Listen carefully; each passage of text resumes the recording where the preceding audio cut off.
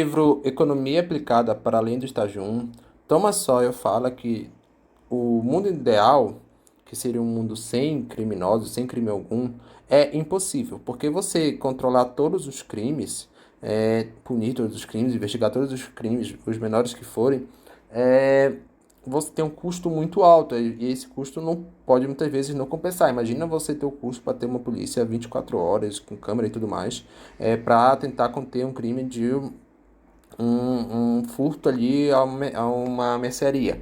Esse custo é tão alto que um imposto que a sociedade ia ter que pagar para manter ali uma polícia dessa forma simplesmente não compensa. E aí, por mais que a gente tente, sempre vão ter pessoas que vão tentar burlar as leis, porque elas meio que vão ter um incentivo a isso. Claro, quanto mais as leis forem rigorosas e cumpridas, menos incentivo as pessoas têm. Isso está muito claro na literatura, tem bastante evidência, inclusive nesse próprio livro do Thomas Sowell.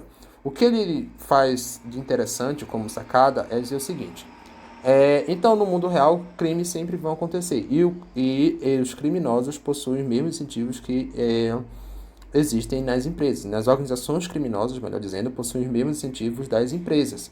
Então, quando a gente fala do mercado de empresas, faz mais sentido o livre comércio, com algumas exceções. O livre comércio é melhor para produtos que a gente quer. Então, se a gente quer produzir mais maçãs, por exemplo, para alimentar o povo, faz sentido muito mais o governo não intervir no mercado de maçãs, porque aí, de forma espontânea, os produtores e os demandantes de maçãs vão chegar a um preço de equilíbrio de mercado e esse preço vai ser o preço de máxima eficiência produtiva, dados os recursos que existem na sociedade. Está muito claro no livro do Menkyo, Economia Básica, e o Thomas Sowell ressalta isso, sendo o Thomas Sowell um dos principais economistas atuais.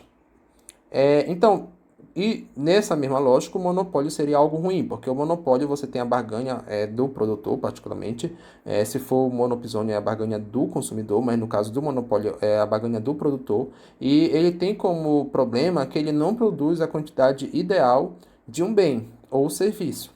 Então, o ideal seria a gente buscar o máximo possível o livre mercado, quando o produto é um bom produto, e o mínimo possível o monopólio. Ocorre que, por causa do crime, um produto que é ruim, o Thomas Sowell fala que o pensamento é justamente o contrário. Quando o crime de uma região não está numa situação de monopólio, está num livre mercado de criminosos, você vai ter mais crimes, porque você vai ter mais incentivo para cada criminoso agir por conta própria e tomar seus riscos, e aí o total de risco que cada um toma é maior. Quando você tem uma organização criminosa, no Brasil o nome mais típico é o PCC, mas também tem um comando vermelho, você tem meio que um monopólio do crime, e aí você diminui a quantidade de atos criminosos. Pelo mesmo princípio que você diminui o livre mercado de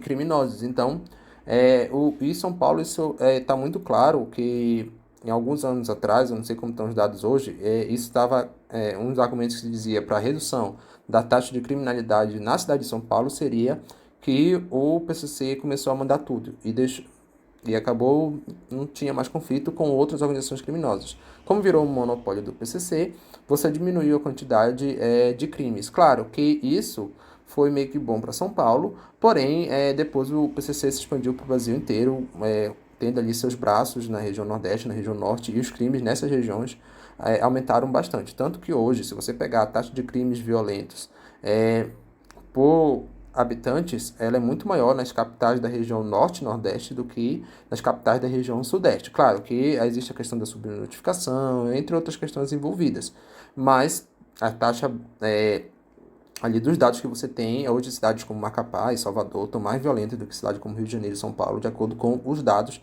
dadas as devidas proporções. Agora, olha só, então, essa história do monopólio é bem interessante, essa sacada do Thomas Sowell, de você ver o monopólio como uma alternativa menos prejudicial para o crime. Isso aqui dá até para a gente pegar aquela frase dos anarcapitalistas que dizem, o Estado é criminoso. Porque o Thomas Sowell fala que enquanto tiver humanidade e quando tiver o sistema de leis, vão haver crimes, porque vai ter incentivos econômicos para alguém de respeitar a lei, já que essa pessoa pode alcançar um benefício em relação às outras pessoas que respeitam a lei. Então, se o Estado, se não tem como a gente evitar, não tem como a gente ter um mundo em que não vai ter crime nenhum, talvez faça sentido a gente ter alguém monopolizando esse crime. E qual seria o crime que os anarcapitalistas falam? O imposto. Né? A célebre frase dos anarcapitalistas: imposto é roubo.